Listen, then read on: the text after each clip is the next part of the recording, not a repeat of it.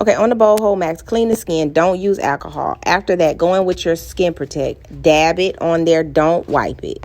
Allow it to air dry totally. Then you're going to do dots of the silicone. Don't try to do a lot at one time. Then I'm going to swipe it. I'm going to drag it only as far as it lets me. Not going to try to drag it too far, but I just want to get it very, very thin and flat. No lumps.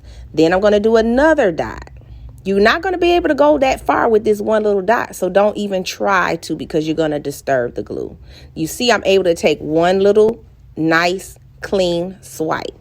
And if you notice, I'm not going back over top of where I've already been. I'm starting where I left off at my last area of glue.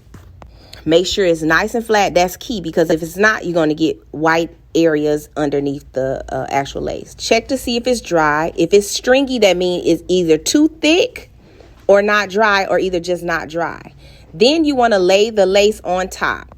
Make sure you cover the actual glue with the lace. Don't leave any glue exposed. If you leave glue exposed, then they're going to see the buildup. Lay it down. You don't have to necessarily press hard. Go ahead, use cool air. Only use cool air on all glues. Never use heat. Heat will disturb the glue.